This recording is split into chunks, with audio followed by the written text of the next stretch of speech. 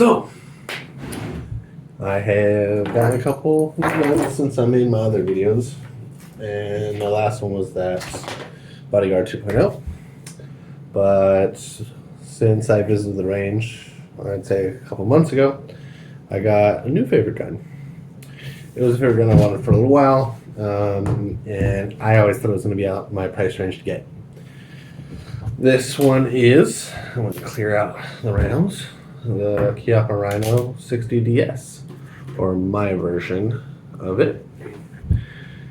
I've done a whole bunch of shit to this gun.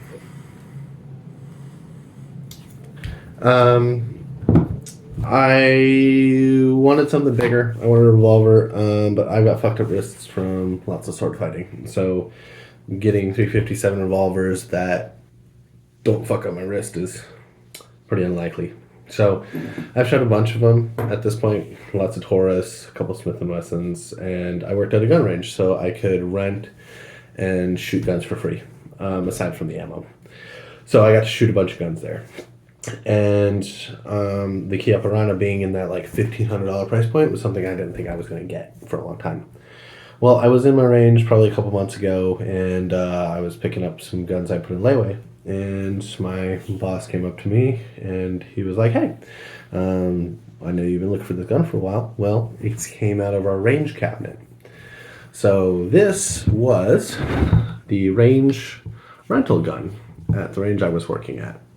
And they sell their old guns out of the range cabinet and sell them as used guns. And so they were selling this at the time for about $700. With my discount, I got it somewhere around $600. So I was extremely happy. Now, obviously, it didn't look like this when I got it. I already had the Cyelee Bear, and I have lists of stuff written down of all of this stuff that I have on this gun. So this is a Votatu light and laser combo. It's meant for rifles, but the reason for it is I wanted the buttons to be accessible from my fingers. So the activation buttons are here, and so it's just the same way I normally would do. There are very few lights that'll fit this rail and come this far back. It's also 1600 lumens, and it's got a laser too, so why not? Then I picked up a speed loader for it. So I think this one is made by Rev. It's on Amazon. I think it's like $34, $35. But 18 rounds just on tap. Cool with me. And then I got my favorite carry ammo. Some Lehigh Defense. Well, in this case, this is Lehigh Extreme Hunter 120 grain solid copper monolithic rounds. So the idea behind this was I wanted my Cyberpunk gun. I wear a motorcycle cut most of the time, so I'm able to carry this gun most of the time, even in the summer, as long as I'm wearing my cut. Now, in the winter, when I decided I wanted to carry it without my cut, I made a holster for it. It's just a simple leather holster. It's a double action revolver. I'm not supremely worried about the trigger being activated. It's not something I'm worried about. Like, you might worry about it, but I'm not. So I made this holster. It's basically just a drop-like holster. Straps to my leg, straps to my belt. I have a system for it, and it's got retention. So it's just made out of some veg tan leather. And it was super cheap. I think it made me like 3 hours and $20. Actually, it was like $40 for all the leather. But I used the leather to make other stuff too. So I personally have only shot about 100, 150 rounds of this, probably. Most of that being 357. However, I was a range safety officer, and I've seen people shooting this gun. Most people buy a single box of 357, shoot it, switch out rentals, shoot another gun, so forth. I was at the range on and off for a year. This gun lived in that cabinet for the year. On and off, people would use it maybe once or twice a week for maybe 50 to 100 rounds. Maybe on a Saturday, used twice. As far as guns in the cabinet, this was one of the ones that got used the least. It is very specific. You either like how it looks or you don't. And it was not one of those ones people just jumped in there to use all the time. And it looks like it would kick a lot. If you don't know what this is, you would look like this sitting next to a Smith & Wesson 500 and be like, that's going to kick a lot. And so I think a lot of people didn't shoot it for that. But I'm very sure that I saw people shoot anywhere from 500 to 1,000 rounds is an easy estimate. My range didn't keep gun logs on the ammo that was ran through their rental guns. As far as I know, I wasn't a manager. I was just range safety officer, so it's possible he did, and I just didn't know about it. But I know that this gun has had at least 500 to 1,000 rounds shot through before I got it. And the rounds that I put through it, I had no issues with it. The trigger is more broken in than I would assume it was normally. This is also one of the second or third batches of these guns. This is a more recent model of this gun. So it doesn't have the same trigger issues that the older model had. And they had worked that out. It is a lot smoother than I would say the old model was, like the first ones that came out 6, 7, 8 years ago or longer. This is a very smooth trigger pull, also because it's been shot a lot. It was a ranged gun for a while. So this is the double action. Now, I don't have a trigger gauge. It's probably comfortable in that 7-8 pound range would be my guess. The single action, well, it feels better than my aftermarket P2D6 one that I had. It feels like it's in that 3-4 pound range, maybe less. It's probably less than that though, because I'm looking at it. It's not jumping. The red dot's not jumping when I'm pulling the trigger, which leads me to why I'm carrying this over most other guns. This is a hefty boy now. This flashlight's in that 8 ounce range. This optic's in that 6 ounce range. I'm carrying extra ammo on it. It's a beefy gun. I can sit here and balance it like a sword, and I'm way back here, and the front weight is here. So now on top of that, because all the weight is like up here, this flip on this is like non-existent. With it shooting from the bottom of the chamber and all this weight on it, it feels like I'm shooting one of the lightest shooting 9s on the planet with some of the harshest, powerful 357. Now, this is not hand load. This is just stuff people bought. Like you can buy off of the internet. So I bet somebody can hand load some heavy plus P ammunition that's going to hurt. But I would be shocked, and I'd be like, hey, if it don't destroy the gun, I'd be happy to shoot it just to see if it really is that hard to shoot. Because this makes this ridiculously hard to handle most ammunition. Ridiculously easy to handle most ammunition. So now, because I wanted to build that Cyberpunk gun aesthetic, I did a bunch of shit to it. So I've got all kinds of different language stickers on it. Warning sticker, danger. I really like this exhaust heat thing. Because it's like a constant reminder that you don't put your finger up here. You put it back here. And so it's just like, hey, if you shoot this, just keep it back here because heat's coming out of here. And that is very true. I have shot the gun accidentally over here with my thumb close to it, and I felt the heat coming off of it, and I wouldn't want to. Especially with how powerful this shit is coming out of it. I definitely wouldn't want to fucking blow a hole in my finger. So, now to carrying it, I've been carrying it for on and off a month, maybe 2 months. Now, since I added a bunch of shit, it's maybe been like this for about 3 weeks, aside from the stickers. It fits in a cut. Once again, this is clear. There's no ammo in here. It goes in my cut here. So it sits in this portion of my body. So I can pull my cut open and pull it out and draw it. When I'm carrying it, it's sitting on my thigh. So all of this weight is sitting on my belt, unless I'm wearing my shoulder rig that I set up for it, so that all the way to my shoulders. And it hangs like that because I've got the snap here. I left the top open so that my optic can go in. So it makes it a little flimsier here. But once it's all secured, it feels very secure. I'm not worried about it. I can easily make shots out, and I have not practiced with this a lot. Like I said, I've got maybe 100, 150 rounds in it. I can shoot offhand at 25 yards in a group like this, which for most people, for really trained people, that's pretty bad, okay? But for me to pick this up on my first range go and hit it 25 yards at this with 357 Magnum without me doing much practice, I don't even think my optic was dialed in perfectly yet. At the end of that range session, I was getting tighter and tighter, and I know within a couple more range sessions, I'm going to be hitting like this at 25 yards with full load 357. I just can't do that with a semi-auto, at least not with any of the ones that I have. And you could say that's a lack of practice, for sure.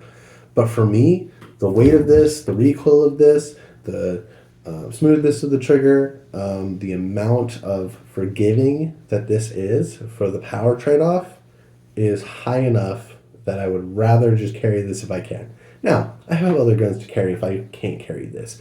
Like, there are times where I may not be able to carry this around all the time. I have other guns for that. But right now, if I can wear this in my cut, if I can wear this under my jacket, I can mostly carry this all year round, unless I'm being lazy, like just going to the store or something, or I'm going to pick somebody up. I can wear this about 80% of my life, the way I've got it set up. Now, that works for me. So I think that this revolver is good. The reason I think this revolver is good is because anybody who's got screwed up wrists like I do can shoot 357 Magnum and shoot it no problem. 2, really accurate. This version, this model, or this copy, as some people would say, because it's been shot so much, is smooth and broken in. So trigger is great. I've not shot one without it being broken in. So it's possible that the triggers are atrocious, but if this is what it feels like after it gets broken in, I think it's worth it. A couple things I want to do with it still is I want to get a different grip. These wood grips that it comes with are just too slick. And with all the shit that I got on this gun, I do not want it moving around in my hand. I spend a lot of the time moving around with this in my house, pointed at the ceiling. I have somebody living in my basement. I have people in the house. I have houses around me. So if I'm moving around, this is where it's going to be going. It's going to be pointed in the air and moving to where I need to move beforehand. So if I hear a knock on the door, it's either up in the air or on my shoulder like this. Just because it's a heavy boy. It's a heavy boy. And so I think I would like to get a different grip, maybe one of the Hogue rubber grips or one of the finger grooved versions, but I'm stuck with this because this is about as big a thing can fit in my cut pocket as possible. If it came out this much more, I probably can't carry it in there. So I'm stuck with this and I'm going to do whatever I can. I may wood burn this to make it feel better, but these grips are like $100 pop. So I'm going to do whatever I can to temporarily modify them because I don't want to do anything to mess the gun up. The other thing I would do is I will probably do something better than this for my ammo carrying system, but this allows me to do like partial reloads off of the gun. So allowing me to just carry it, basically always have 12 rounds on it, regardless of whether I have my speed loader or not. And I would probably do something different. This is leather that I have stitched up and then zip tied into the grooves of the gun and painted the zip ties. Another thing, if you happen to see this, this is my tool in here to adjust my sighting. It's just a little athletic tape and shoved underneath the optic. It's just so that I don't forget it and that I always have it on me if I go to the range or I need to access any part of my optic to change a battery or something.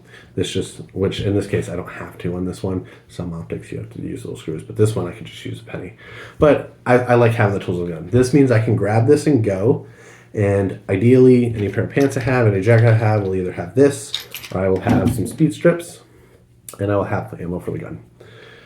Next thing that I would probably do is get a quick release mount for this, so that I can choose to run the optic or not. It's just a lot sleeker to be able to run the gun without the optic, and it's got great sights on it. These fiber optic sights are fan-fucking-tastic. I love them.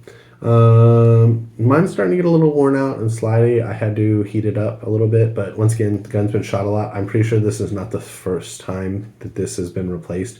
These ones looked original, but this one looked like this one had been added. Probably at the range, after shooting it, the fiber optic probably came out and they probably repaired it. It just looks like that to me.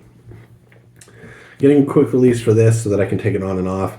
It would lose a little zero, but I think that trade-off's worth it to be able to take it off whenever I want and not have to run the big-ass optic. There's probably better optics out there for that, but this is a Cyelee Bear, and I like an enclosed optic, and I think it looks futuristic as fuck. The whole purpose of this gun was to look as cyberpunky as possible. So, like, I've got loading gate sticker on here. Like, it is just entirely meant to be a cyberpunk pistol, like, cosplaying. But it's very effective for me. 6 rounds, 357. If I hit a target once and I hit it relatively close to where I want to hit it, I feel very confident. And if I need more than 6 rounds, in most cases, I have another gun I'm carrying. Usually it's a pocket gun, 380 or something. Usually my bodyguard 2.0, because there are times where this may not be able to go with me. It may sit in the car. It may sit on the bike. It may be something that stays at the house for that other 20% of my life where I don't carry it. I have another gun. Would I recommend this to just people in general? No, it's a $1,500 gun. You should not buy this if you have any financial obligations at all in your life. That unless you just got some straight just extra cash lying around, no. I got this for $600 with an employee discount, and because it was a range gun that people had used already. I don't think anybody should buy this gun. There are plenty of, unless you've got wrist problems and you got extra money, there's not really anything you need this for. Most any gun that I have will do well enough with practice. This is just kind of overkill, and I thought it was fun, and it was another dream gun that I kind of wanted. I don't think anybody should get this unless you want something really unique, really over the top, really low shooting 357, and you want to have options to do something you can't do with other revolvers. Adding a light like this, I don't think there's any other revolver that I have seen that is cheap in this route, like maybe a Korth or something, or maybe that's another heavily modified Smith & Wesson. You can add a 1600 lumen light with laser, or add an optic like this. Most revolvers you probably add an optic like this, but I just think this optic specifically with this gun is going to look cooler. But I've looked at scopes and stuff, but there's just nothing that seems appealing. I may hunt with this in the future, and I may get a low variable optic scope or a low like set optic or set zoom scope, but I haven't found any that I find pretty. I want something that's in that 6 inches range, nothing bigger, because this is a gun for aesthetics. A lot of it is. Another part of it too is I carry this gun a lot, so if I have to keep swapping out the scope and stuff, I don't want to do that. So yeah, that's all the things that I would change about it. Now, from the factory, I think they need to put this optics rail back here. Make the whole fucking bottom part of the gun like railed.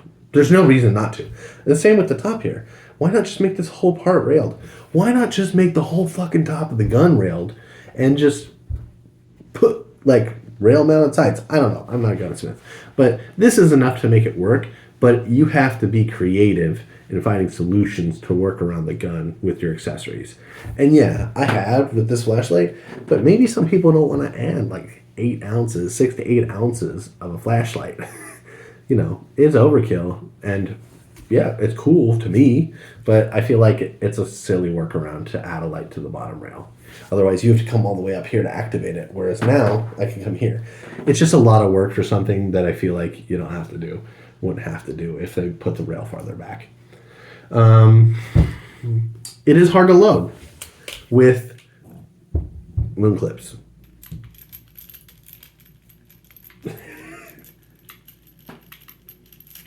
There we go. It's hard to load with moon clips. It's not as hard to do it with this. I say that, but I'm doing it at a different angle. But you see, that dropped in way easier. If I was doing it here, like I normally would reload, if I came here, it's a lot faster. It's just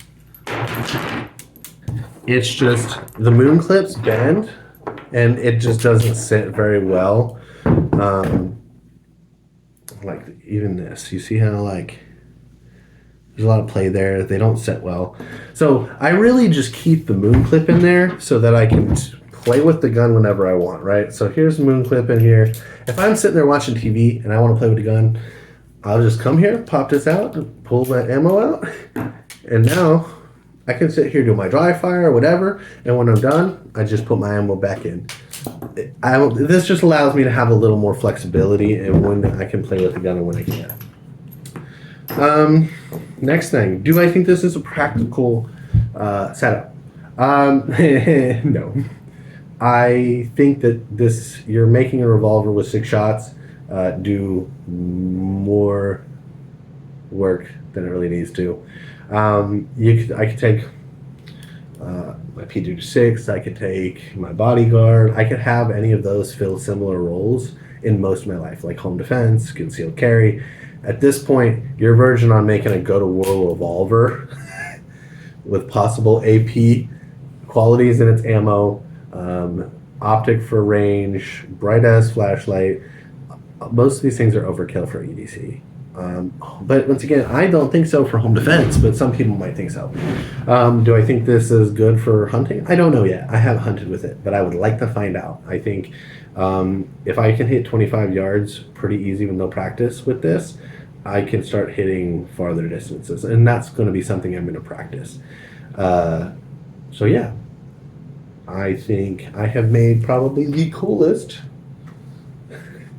Cyberpunk revolver, or the coolest or most modded out Chiappa Rhino 60DS. If you have any questions, drop them in the comments. Otherwise, I'm going to have a fun time shooting this and carrying this, and fuck the haters.